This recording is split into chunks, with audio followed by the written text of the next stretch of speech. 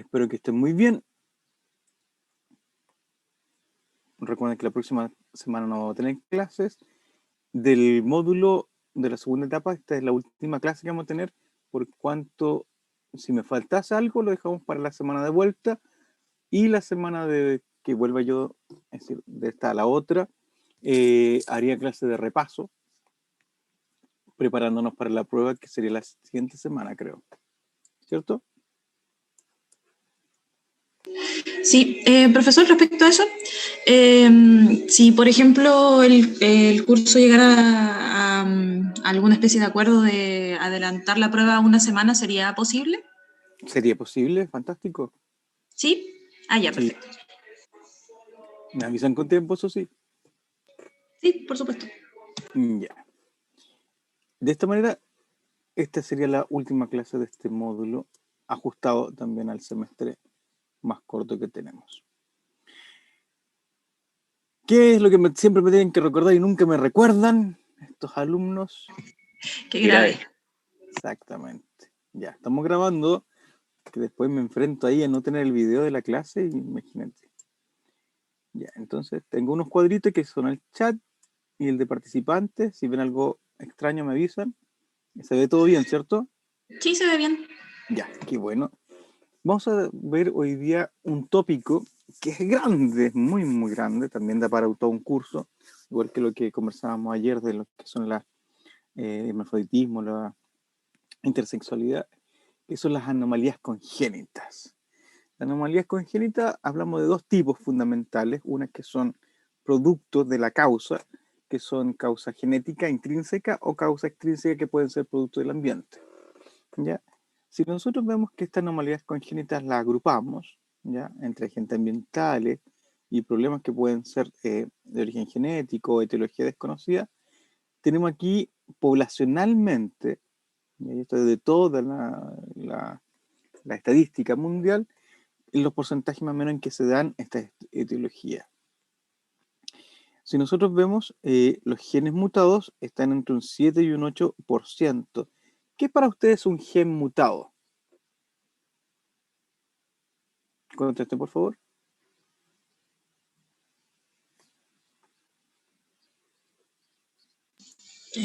Una secuencia modificada. Una secuencia modificada. Cuando uno habla de un gen mutado, habla que es una o más pares de bases que se ven alteradas de la secuencia original. Y eso se da porque la transcriptasa, las ADN, ¿ya?, replicasas, las que replican el ADN, las ADN sintetasa, se equivocan una cada 100.000 pares de bases. Hay algunas que son compradas, por ejemplo, con la Taq polimerasa, que es la más famosa, que es la que se ocupa principalmente las PCR, con estas que se ve el coronavirus, esa tecnología de la reacción en cadena de polimerasa. La Taq es la de la Thermophilus aquaticus, es una enzima que se puede activar con calor o inhibir con temperatura, por lo cual uno puede controlar su función. Y es por eso que un termociclador permite que uno haga que funcione esta enzima, y en esos ciclos uno puede amplificar el ADN. La Taq polimerasa, por ejemplo, muta una cada 10.000 pares de veces, es decir, muta más que nuestra polimerasa. Pero hay otra, la PFU, que muta una cada 1.000.000 de pares de bases. Por lo tanto, dependiendo de la molécula, tiene una tasa de mutaciones respectivas. Ahora, ¿qué pasa con los genes? Para que se expresen, la mayoría de las mutaciones puntuales, ¿ya?, de pares de bases son recesivas, por lo tanto no se expresan. Para que un gen mutado se exprese, tiene que estar en los dos padres, por lo cuanto mi carga genética de mi hijo de 2 juegos cromosómicos lleva la mutación, por lo cuanto yo tendría una alteración en una secuencia. Esta alteración en esta secuencia, en esta par de base, que puede llevar a que se haga un codón stop, por ejemplo, y la proteína se vea truncada, provocaría que esa proteína podría verse inhibida en su función, por lo cuanto podría haber ausencias funcionales. Esos son los genes mutados, ¿de acuerdo? Otros tipos de alteraciones que se pueden dar son las anomalías cromosómicas, cuya causa tiene que ver con translocaciones, inversiones, que principalmente tienen que ver con la estructura cromosómica. ¿Mm? También tenemos otro que es la herencia multifactorial, que tiene que ver que nosotros tenemos, dadas estas mutaciones que tienen nuestras polimerasas, las ADN polimerasas, que estas enzimas van dejando un lastre genético, un lastre de mutaciones. Este lastre genético, si en algún momento, dada la casualidad, nos encontramos y nos casamos y tenemos hijos con una persona que tiene la misma mutación, podrá producir una alteración. O que ese lastre genético, junto con las mutaciones que existen en otras, provoque una patología dada la cantidad de mutaciones que hay. Eso lo hablamos como herencia multifactorial, que son multifactores los que pueden llevar a esta anomalía congénita. Los agentes ambientales, ahí tenemos elementos químicos, elementos físicos y elementos radiantes que pueden producir alteraciones del desarrollo. Elementos físicos, por ejemplo, es que haya un oligohidramnio, es decir, muy poco líquido amniótico y el niño salga de un tamaño menor. ¿Por qué? Porque se ve comprimido por la falta de líquido amniótico y eso va a llevar que su forma, su estructura y su desarrollo sea anómalo.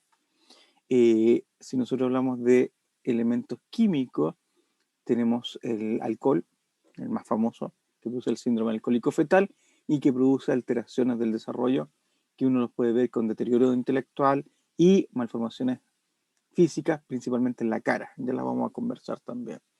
¿Y qué otros elementos radiantes? Tenemos que todas las radiaciones ionizantes, principalmente beta, gamma. Las radiaciones beta se pueden producir por rebote de rayos X, por eso que uno se pone trajes de plomo para evitar la irradiación de nuestras células. Y eso provocan que esta ionización se provoca en el ADN y este pueda alterarse, pueda fragmentarse. A veces al fragmentarse se producen inserciones de pares de base y puede producir también ahí una alteración del ADN. De esta manera, si nosotros vemos la etiología desconocida, es decir, la combinación de factores genéticos y ambientales, son los que uno plantea que la mayoría de las anomalías congénitas son por una suma de elementos que pueden producir estas alteraciones y explican la mayoría, más del 50%, 50-60% de todas las anomalías congénitas.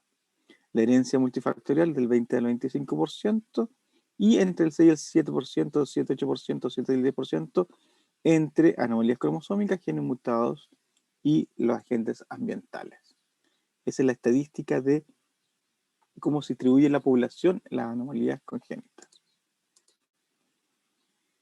Desde el punto de vista del ambiental, cuando se ve el desarrollo de nuestro niño enfrentado a tóxicos, a elementos químicos o radiantes, efectos del ambiente, van a haber periodos del desarrollo embrionario que van a ser mucho más sensibles, y es en el color moradito, violeta que ven acá, habla de que son periodos muy sensibles, por lo cuanto pueden producirse mayor cantidad de alteraciones.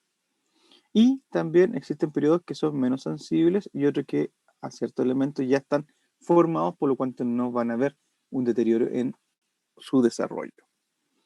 Si nosotros vemos, la mayoría de las alteraciones que nosotros podemos ver durante todo el desarrollo embrionario y fetal están en el nivel del sistema nervioso central, ¿ya?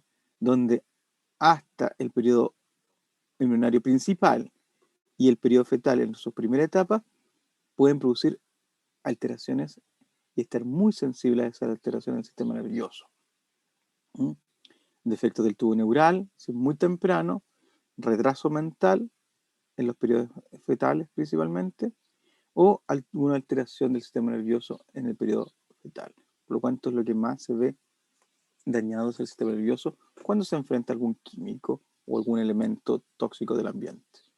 Le sigue el corazón, le siguen las extremidades, después le siguen los sentidos, oídos, ojos, los dientes, la cara, el paladar, ¿m?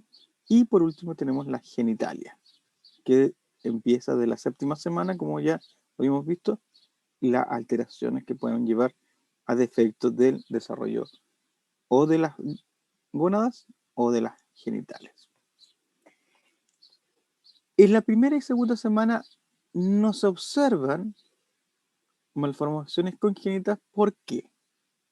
Porque la mayor parte de las primeras 2 etapas, 2 semanas, ¿ya?, el embrión muere, por lo cual no hay nacidos que, si hay alteración en esta semana, lleguen a término, por lo cual no se contabilizan como malformaciones congénitas. Hay muerte o aborto espontáneo en la primera y segunda semana. Esos son los periodos donde el tóxico tiene tal efecto que puede llevar a la muerte del embrión. Las malformaciones congénitas también se pueden clasificar por el resultado morfológico que se puede producir en ellas. Y esto tiene que ver con la causa y con el efecto. Si nosotros afectamos genes, por lo cuanto es un efecto intrínseco del desarrollo de una estructura, esta anomalía estructural va a producir una malformación.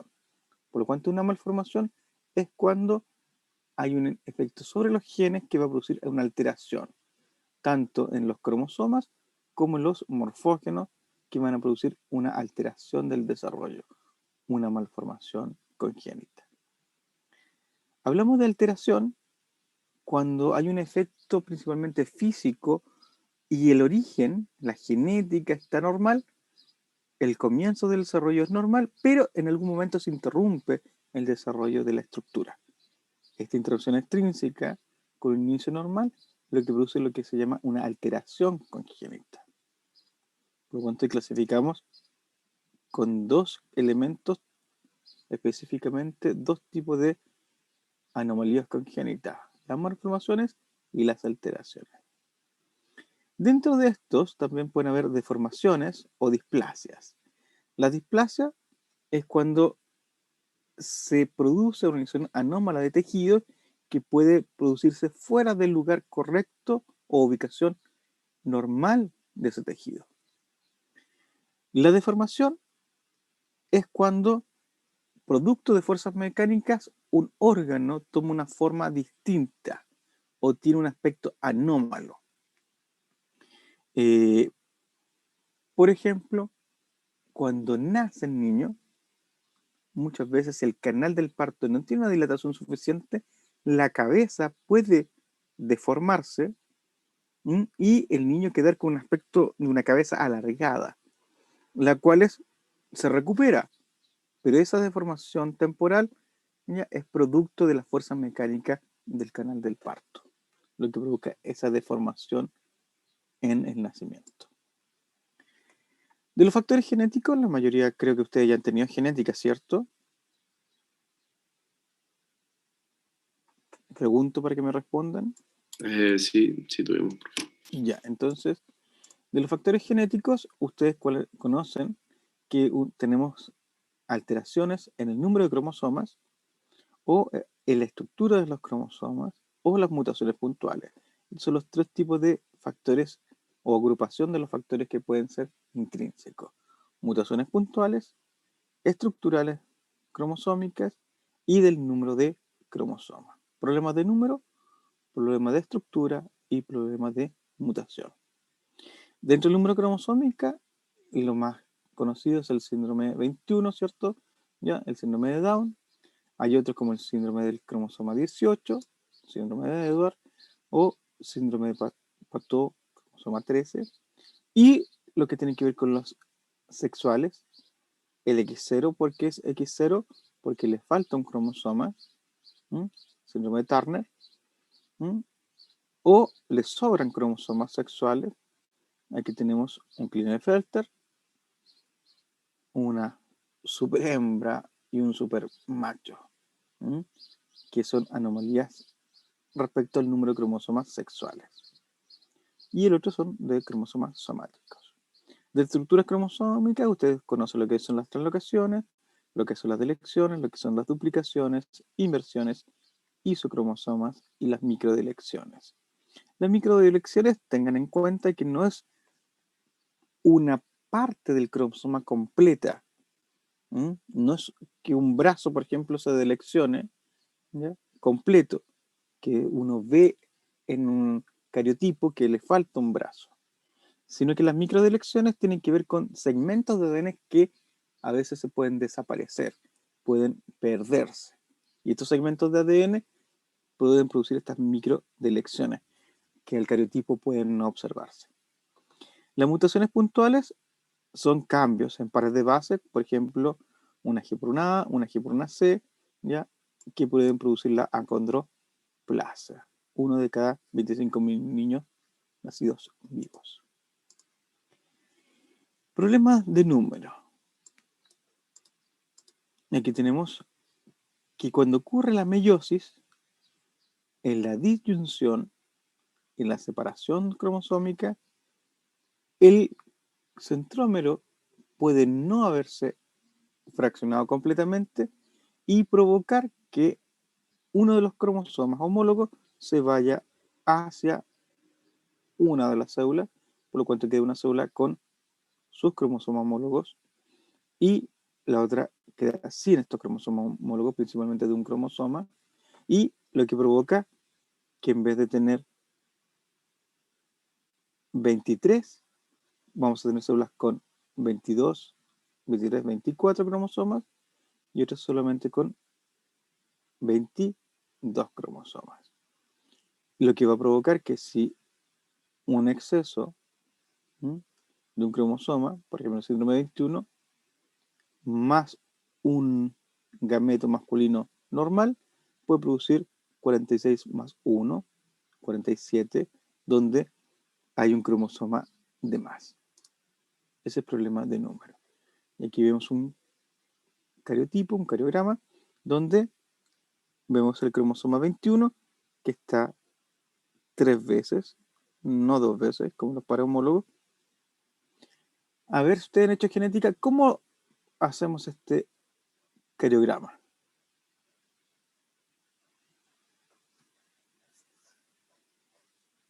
¿Cómo se hace? ¿Cómo se ordenan los cromosomas? Contesten, por favor. Según su tamaño y su forma. Según su tamaño, según su forma. Y la ubicación de los genes. ¿Cómo se llama aquí la ubicación de los genes? Las rayitas. Los bandeos. Las bandas, eso. ¿Ya? Pues aquí ahí no se ven agrupación de genes. ¿Qué son cada banda? ¿Sabes lo que son cada banda?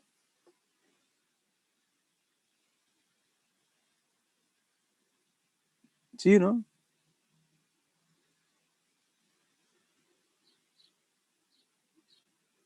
¿Qué son? Los locus. Son locus, sí, son locis, ¿ya? Genéricos. Pero ¿por qué se da ese bandeo? ¿Por qué se hace ese bandeo? Bueno, ese bandeo se produce por la afinidad que está con la tintura, generalmente el YEMSA.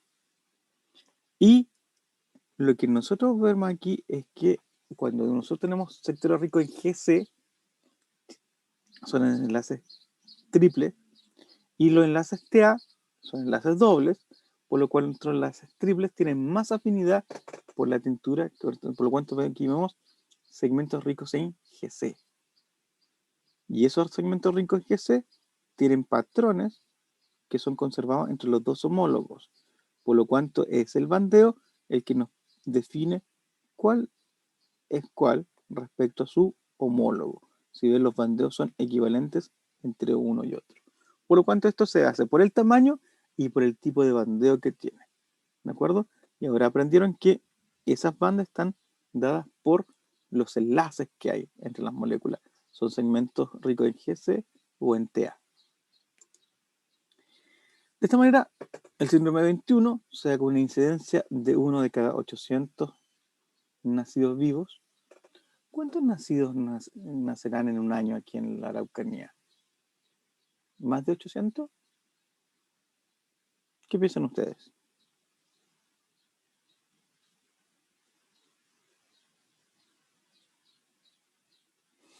Yo creo que sí. ¿Tú crees que sí, Felipe? Entonces, ¿qué crees significa si es más de 800? Al menos, si fueran 800, al menos habría un niño con síndrome de Down que nacería aquí en la región, dada esta incidencia que vemos aquí. El síndrome de Edwards es más raro, es 1 de cada 8.000, ¿ya? Y el síndrome de Patot ya es mucho más raro, 1 de cada 25.000 niños nacidos vivos. ¿Ya? Y las características, ustedes las ven aquí, ya sabemos que el síndrome de Down tiene una deficiencia mental, ¿ya? Tiene braquicefalia, puente nasal plano, hendidura palpebral hacia arriba, protrusión de la lengua, pliegue simiesco, ¿ya? Es una franja recta en la mano, clinodactilia, quinto del dedo, anomalías cardíacas congénitas. De esta manera hay un fenotipo asociado a las anomalías que se producen por el exceso de este cromosoma. En la patología de Edward, ya tiene un esternón corto, tiene micrognatia, orejas mal formadas, implantación baja de las orejas, dedos manos flexionados, hipoplásticas, pies en mecedora. Es decir, se notaría claramente un niño que tendría esta patología. El síndrome de Patot, además de la deficiencia mental, tiene malformaciones graves del sistema nervioso central, frente inclinada, oídos malformados, defecto del cuero cabelludo, microoftalmia, labio leporino, paladar hendido o ambos bilaterales, polidactilia, prominencia posterior de los talones. Es decir, podríamos claramente identificar un síndrome de Patot. Aquí vemos un síndrome de Down, un síndrome de Edward y un síndrome de Patot. ¿Qué es lo que ocurre Profesor, aquí? ¿Sí? tengo una duda. Es que, ¿qué tan probable, qué tan sí, probable es que alguien sin síndrome de Down tenga la mano simiesca? Que lo pregunto porque yo tengo la mano así y no estoy diagnosticado con Down. Entonces, por eso pregunto. Me causa curiosidad. Si este es un marcador fenotípico claro de síndrome de Down, ¿m? O de que puedas tener una alteración cromosómica. Esa es la pregunta. Solamente es una característica entre muchas. No todas las personas con estas características tienen que ser síndrome de Down, ¿m? O tener alguna alteración cromosómica. ¿M? Pero ante las dudas es bueno hacerse un cariotipo, ¿ya? Y hacerse un análisis genético por si tuvieras alguna patología que pudieras heredar algún niño, algún hijo. ¿De acuerdo? Pero no es una característica. Estaba analizando yo un documento que me llegó también de la característica de los ojos, ya también un término diagnóstico, es decir, que tengan los ojos inclinados, ya no tampoco podría ser una característica que podríamos definir en ciertas personas que es una característica clara de síndrome de Down. Si nosotros tuviéramos los mongoles o tuviéramos los asiáticos, ellos tienen los ojos de esta manera, por lo cuanto no sería una característica diagnóstica. Por lo cuanto eso también puede ser una característica heredada, ¿ya? Pero no significar la patología, sino que aquí el fenotipo es la suma de todas las alteraciones. En el cuello, por ejemplo, tienen un cuello ancho, tienen problemas en la mascada y tienen problemas incluso desde el punto de vista cardíaco. Supone que los síndromes de Down llegan hasta los 50 años, aunque yo tengo parientes que han llegado hasta los 80, 90 años. Ahora, ¿por qué se da el síndrome de Down? Es un accidente solamente. ¿Mm? De esta manera, si nosotros ahora sacamos la incidencia del síndrome de Down por estrato etario, por edad, ¿qué significa esto? Que las mujeres de mayor de 45 años es de 1 de cada 25. ¿Qué significa eso? Que es uno de un grupo menor de gente, por lo cual la probabilidad de tener síndrome de Down de una madre que tiene sobre los 45 años ¿Qué significa eso? Que tiene mayor probabilidad de tener un niño con síndrome de Down. En muchos países, principalmente en Europa, hay tendencias o modas que plantean que las mujeres congelen sus óvulos porque la mujer en Europa se está, dada la sociedad o la cultura occidental que tenemos, es de que la mujer se está reproduciendo cada vez más tarde. ¿Cuándo tiene la mayor capacidad reproductiva la mujer? Entre los 18 y los 25 años. ¿Pero la mujer se reproduce entre los 18 y los 25 años? No. Ustedes van a estar recién en su carrera, saliendo de su carrera. Por lo cual van a planificar su familia posterior a esa edad. Por lo cual la capacidad reproductiva va disminuyendo y la capacidad de tener alteraciones congénitas va aumentando. Entre 25 y 29, uno de cada 1400. ¿Ya? ¿Y qué significa ese uno de cada 800? Es casi el promedio de todo esto. ¿Mm? No necesariamente, pero es casi el promedio de todo este elemento. ¿Y qué quiere conclusión de esta estadística también? Es que a mayor edad de la mujer, mayor probabilidad de tener síndrome de Down. Problema de números, cromosomas sexuales. Tenemos aquí el exceso de un cromosoma sexual, un X o un Y. En este caso de la supermujer, no tiene una alteración notable directamente, un fenotipo notable, sino que ellas son generalmente fértiles, a veces tienen de entre un 15 y 25% retraso mental leve, por lo cual si ella no se hace un cariotipo, es muy probable que no sepa que está teniendo esa patología. Ahora, la incidencia no es tan rara, es casi como lo del síndrome de Down, uno de cada casi 1000 nacidos vivos femeninos puede tener esta patología. En el caso del Klinefelter, ¿ya? Uno de cada 1080, también tenemos una alta frecuencia entre los varones, es que el síndrome de Klinefelter se caracteriza por tener un fenotipo determinante. Por ejemplo, tiene ginecomastia en el 46% de los nacidos o de los niños que llegan a la pubertad pueden tener ginecomastia.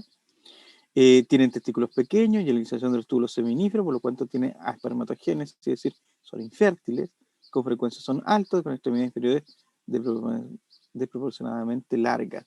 La inteligencia es menor que los hermanos normales, alrededor del 40% con ginecomastia. De esta manera, un Klinefelter tiene un fenotipo característico.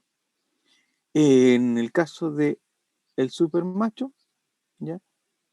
Tampoco tiene un fenotipo que se diferencie claramente, pues tiene un aspecto normal, con frecuencia alto, a menudo tienen conducta agresiva, son fértiles. Pero esta conducta agresiva que se le asocia al tener un cromosoma Y de más, es producto de que ellos producen más testosterona. Y aquí yo me encontré con esto, que es de un médico, un planteamiento de un médico que dice que son altos, pero el ser alto es bueno. Tienen mucha acné, pero eso es tratable. Tienen una inteligencia igual que todos los otros niños. Si ellos tienen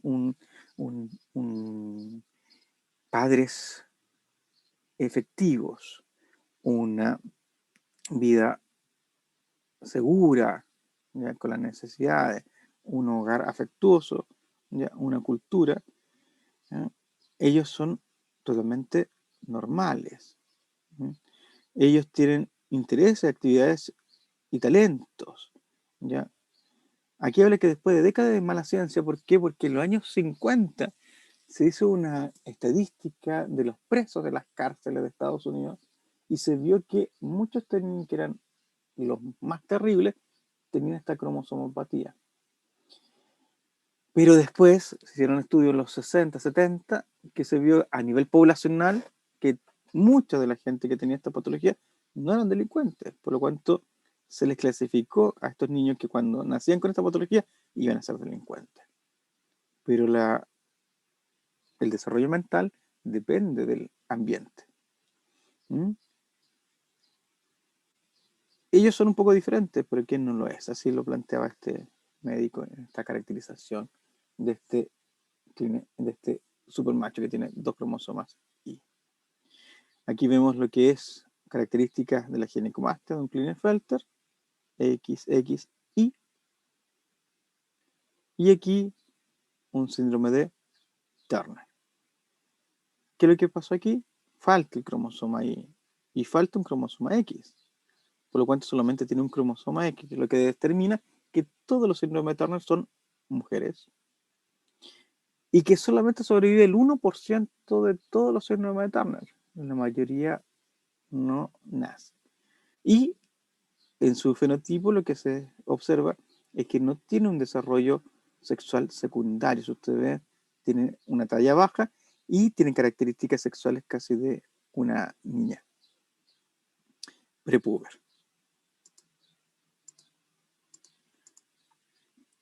Hablemos de las estructuras cromosómicas. En las estructuras cromosómicas hablamos de las translocaciones, delecciones, duplicaciones, inversiones, isocromosomas y microdelecciones.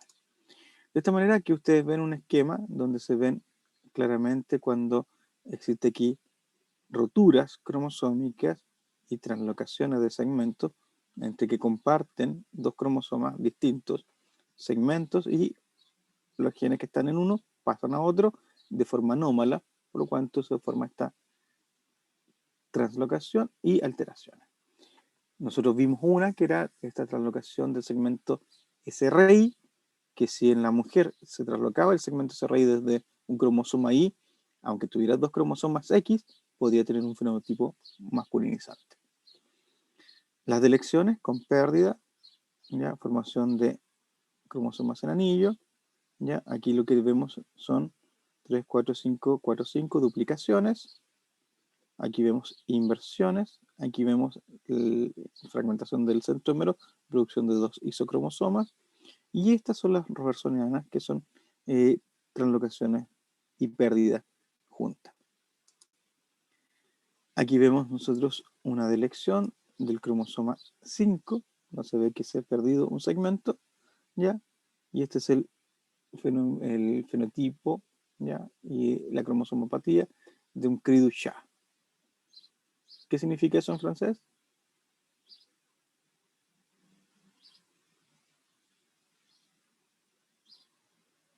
Cri du chat. ¿Qué significa? Los que cogieron francés en el colegio. ¿Qué es un chat?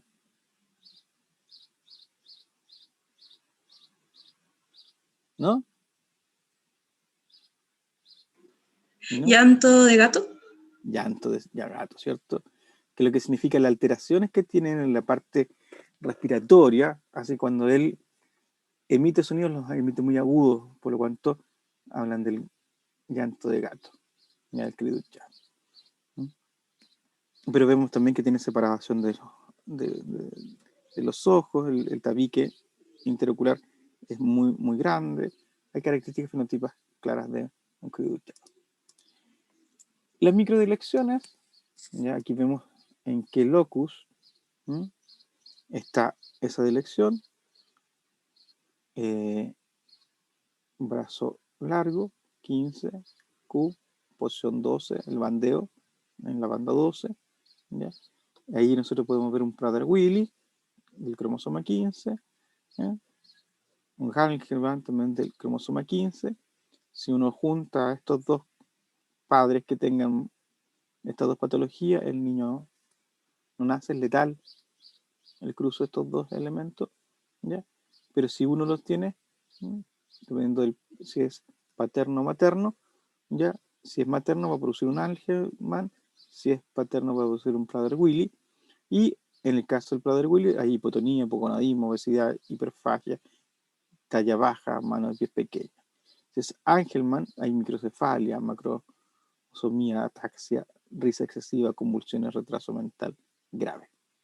Entonces, microdelecciones pueden producir alteraciones bastante notorias. Un Miller-Decker, cromosoma 17, DiGeorge 22, un velo cardiofacial del cromosoma 22, el Mimagnesis del 17, William, y esta lista puede continuar y vemos que tienen alteraciones que pueden ser muy graves, como por ejemplo braquicefalia, puente nasal ancho, mandíbula prominente, manos anchas, corta, retraso al hablar y mental, una imagen.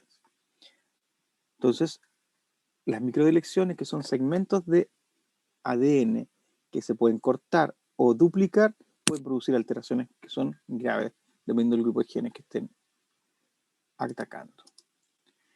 Mutaciones genéticas puntuales, por ejemplo aquí la del factor de crecimiento del receptor 3, que a pesar de que esté el factor de crecimiento, es decir, que el órgano blanco secrete el factor de crecimiento, ¿no? Está hablando de la cresta ectodérmica, ¿se acuerdan la formación de los brazos, las extremidades?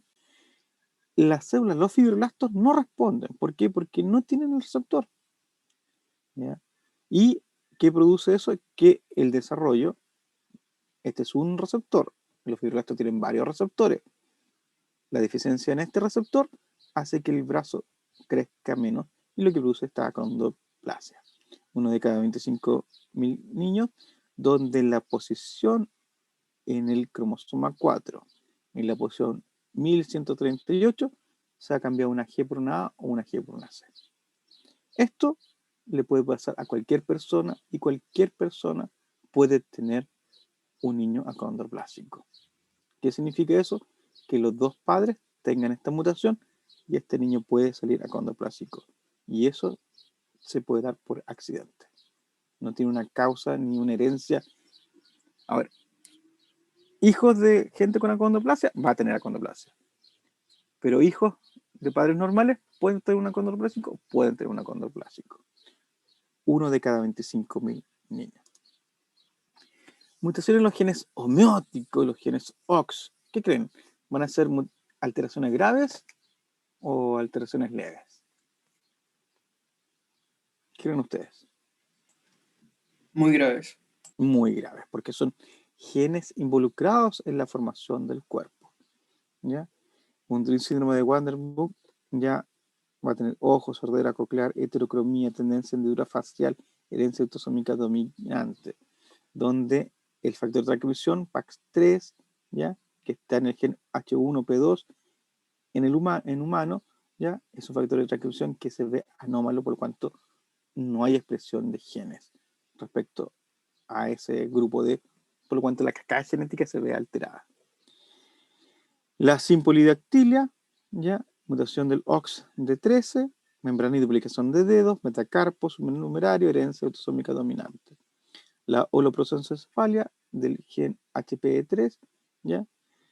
Esto es lo que produce una separación incompleta de los ventrículos cerebrales laterales, anoftalmia, ciclopía, hipoplasio endural facial de la línea media, incisivos centrales maxilares únicos, hipotelorismo, herencia autosómica dominante con expresión muy grave. La mutación de el gen EMX2, esto lo que produce es una esquisencefalia, hendidura del grosor total dentro de los ventrículos cerebrales, con frecuencia origina convulsiones, espasticidad y un retraso mental. Por lo cuanto, las mutaciones genéticas de los genes homeóticos son importantes. Hablamos de los teratógenos. ¿Qué son los teratógenos? Los teratógenos son compuestos, radiaciones o elementos que pueden producir formación de anomalías congénitas. Terato significa monstruosidad, formación de monstruos. La teratogénesis es el área de estudio de las malformaciones congénitas.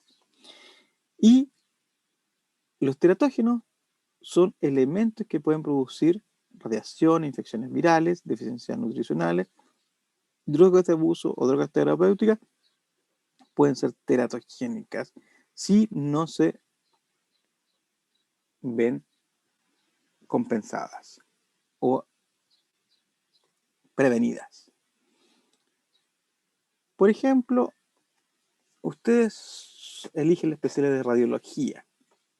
¿Van a poder impedir enfrentarse a radiaciones? ¿Qué hacen para prevenir? Contesten, por favor. La chaquetita de plomo. El traje de plomo, ¿cierto? Una capa, como está del asado, pero de plomo. ¿Ya? Hay también acrílicos con plomo, que son ventanas acrílicas con plomo, ¿ya? Que evita las radiaciones. Pero la radiación gamma, cuando choca con el plomo, produce radiación X. Generalmente las fuentes de radiación X, las máquinas de rayos X, tienen una fuente de radiación gamma. Si no está bien cubierta, las radiaciones gamma son difíciles de contener, inclusive por el plomo, y pueden producir rayos X. ¿Cómo van a saber ustedes que estuvieron irradiados? Porque tienen que usar un dosímetro, ¿de acuerdo? Y ese dosímetro, que es una mica fotográfica, que se va a ir oscureciendo a medida que tengan radiación.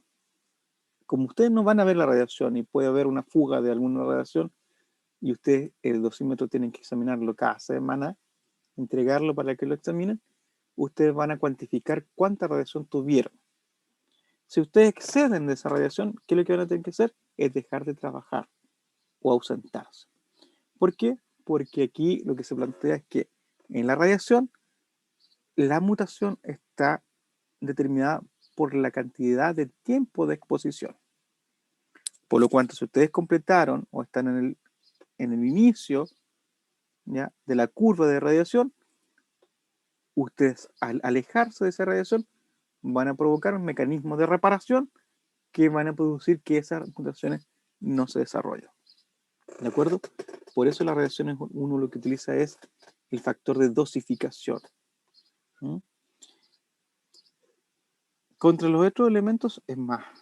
Contra las infecciones virales, las vacunas, ¿ya? O en el caso del coronavirus, todavía no he visto algún tipo de pronunciamiento de si se producen alteraciones como el Zika, que producía claramente uno de sus efectos, era que producía microcefalia en los niños. ¿Mm? Del coronavirus no he visto hasta el momento documentación sobre efectos del virus sobre el desarrollo gestacional. De esta manera, aquí hay una lista larga de las drogas y químicos, ¿ya? Ácido valproico, alcohol, aminotina, bisulfán. Algunos son conocidos como la talidomida, que ya lo habíamos estudiado cuando vimos el desarrollo de la extremidad. Otro es la tetraciclina. ¿Qué es lo que es la tetraciclina? ¿La conocen, cierto, no?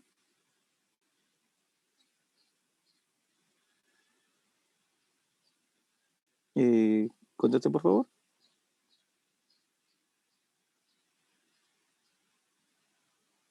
¿Mm? Al menos yo no. Cristina dice un antibiótico. Sí, es un antibiótico que era muy frecuente utilizado en los años 70. ¿Ya? Penicilina, tetraciclina, era de las más frecuentes. Kanamicina incluso se daba. La kanamicina produce sordera.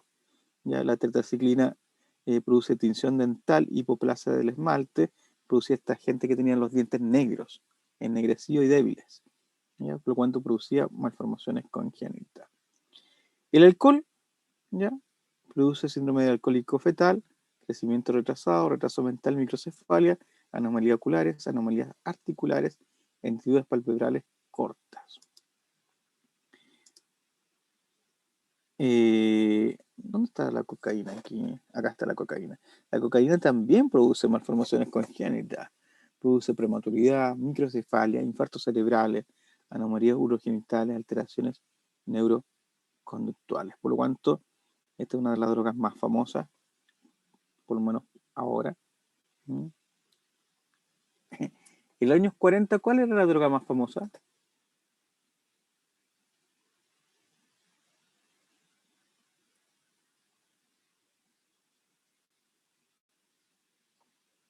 ¿Saben? ¿No? En los años 40. El láudano. Es un calmante, ¿ya? No es una droga El que... opio, ¿no? El opio. El opio es la droga más famosa. Casablanca, las películas de Casablanca, Humphrey Bogart, todo eso, el opio, las pipas de opio, que todavía es una de las drogas más consumidas en Europa, porque es parte de las religiones también que las consumen en Oriente principalmente. En los 70 fue el LSD, ¿ya? También se dio tempranamente junto con el opio, un derivado del opio, que es la morfina también. Pues después del opio estaba la morfina. Y actualmente tenemos, después del LSD, que sabemos que también produce altas alteraciones, viene la cocaína como una de las más famosas. Y una de las más peligrosas, ¿cuál es? ¿Cuál es la droga más peligrosa que existe?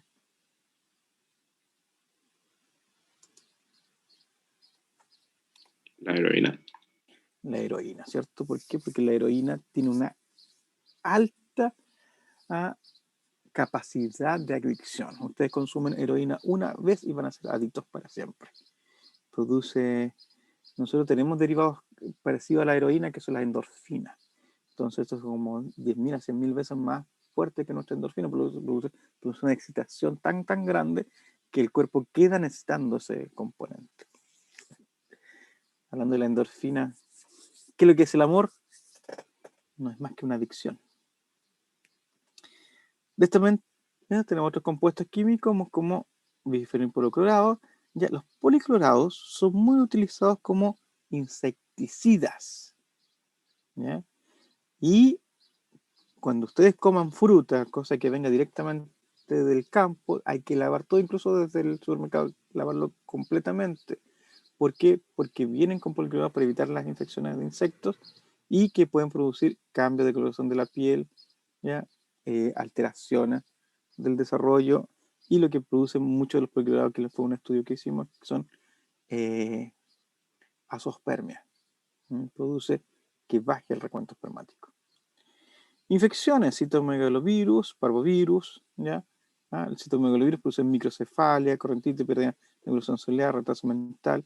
El otro era el virus de la rubiola, que también es muy famoso. Una vez me encontré que en los años 90 hubo unas campañas porque hubo una infección de virus de la rubiola y la mayoría de las mujeres se vacunaban contra la rubiola, ¿no? Porque produce retrasamiento postnatal, anomalías cardíacas, vasos grandes, microcefalia, sordera. Una característica de la rubiola, la sordera, cataratas, microoftalmos, glaucoma, pigmentar, retraso mental, hemorragia del recién nacido, hepatosplenomegalia, osteopatía, anomalías de la dentición. Por lo cuanto produce bastante. El VIH, ya falta de crecimiento, microcefalia, frente prominente cuadrada, puente nasal, hipertelorismo, filtrum triangular y labios abiertos. El toxoplasma, que no entra dentro de los virus, ¿ya? Pero sí dentro de las infecciones, pues son parásitos, produce microcefalia, ¿ya? Retraso mental, microoftalmia, hidrocefalia, calcificaciones cerebrales, pérdida de la audición y alteraciones neurológicas. Vemos cómo también los virus pueden producir. Ahora aquí deberíamos agregar el Zika también, que produce microcefalia. Dosis alta de radiación ionizante, microcefalia, retraso mental, anomalías esqueléticas, retraso del crecimiento. Aquí tenemos la talidomida.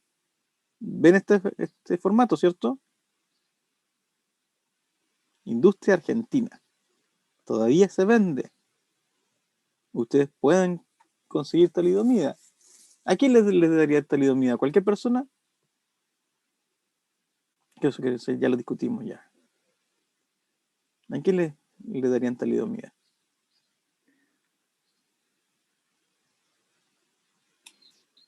La otra vez dijimos que a pacientes con tratamiento oncológico. Exactamente. ¿Por qué? ¿Porque ellos se van a reproducir? No, porque la mayoría de los radioterapia y quimioterapia produce infertilidad. Por lo cual ellos no van a tener hijos. Y esto afecta principalmente al desarrollo. Ahí están los efectos de la talidomida. Síndrome alcohólico fetal. ¿Ya? Eso lo muestro aquí, pero a veces me gusta mostrar esta primero que la otra, que es un experimento, la comparativa entre un feto expuesto al alcohol de un ratoncito y uno no expuesto al alcohol. Y vemos claramente cómo, ¿ya?, la parte maxilar es distinta. La parte del proceso frontonasal, ¿ya?, se ve más retraído, lo que provoca que hay una distancia mayor, lo que provoca un filtro muy largo, ¿ya? a veces ausencia del filtro, y alteraciones oculares. Alteraciones oculares. Esto es lo que provoca esta cara de un niño que viene a esta distancia del filtro muy grande, que a veces no se ve, ¿ya? Un labio superior delgado y un párpado corto. Característica entonces de este síndrome alcohólico fetal. ¿Que la madre tome una copa durante el desarrollo produce síndrome alcohólico fetal? No, no lo creo. No. Tiene que ser una persona que tome constantemente y exponga a grandes cantidades de alcohol al feto. ¿Ya? Una persona que tiene que ser alcohólica durante el embarazo. Aquí nosotros vemos las cataratas congénitas bilaterales causadas por la rubiola. Vemos aquí que no se ve el iris. Y vemos cómo en este caso se ve que posterior aquí al iris ya se ve tejido fibroso, lo que produce esa ceguera. Acá lo que vemos son las monedas congénitas producidas por la infección del toxoplasma. Y vemos cómo, si ustedes comparan aquí, no se ven aquí circunvoluciones. Se ven diferencias entre la cavidad de los desarrollos ventricular, incluso una calcificación externa.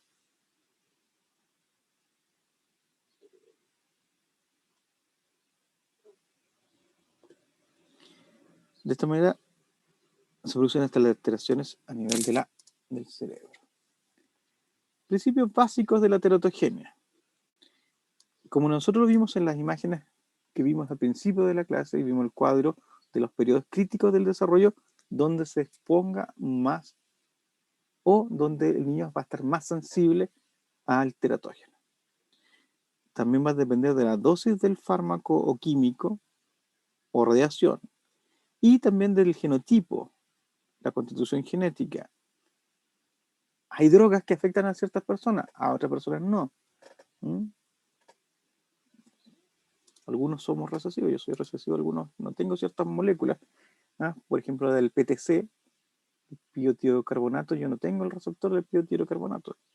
Por lo tanto, yo no siento el amargor del piotiocarbonato. Es una demostración genética.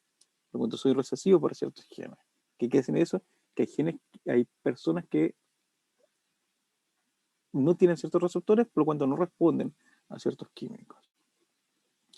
Dentro de las malformaciones, los órganos que se ven más afectados al nacer son, como ya lo habíamos planteado, el cerebro, el corazón, los riñones, extremidades principalmente.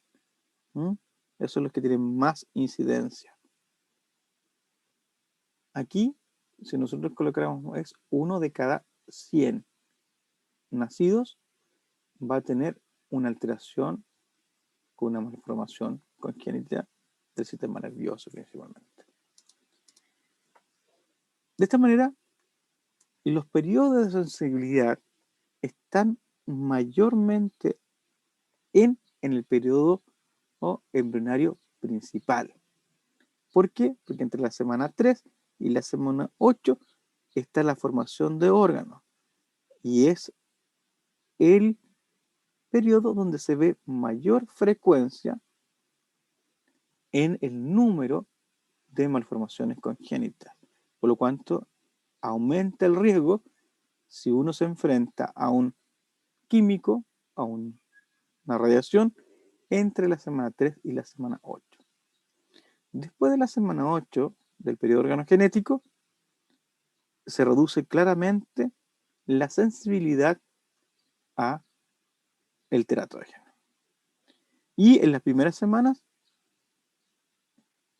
si nos vemos enfrentados a un teratógeno, lo más probable es que el niño muera, ¿ya? Y no haya un desarrollo de su embrión. Esto aquí es el esquema que habíamos visto de la sensibilidad, que aquí se explica en una gráfica probabilística. En la herencia multifactorial tiene una probabilidad, al ser un componente de un número de factores no determinados, azaroso. Y al ser azaroso, se distribuye con un modelo gaussiano, ¿m?, de la capacidad de tener el efecto, ¿m?, de ser afectado respecto al número de individuos. La mayoría de toda la población, de todo el mundo, no tiene ninguna alteración congénita.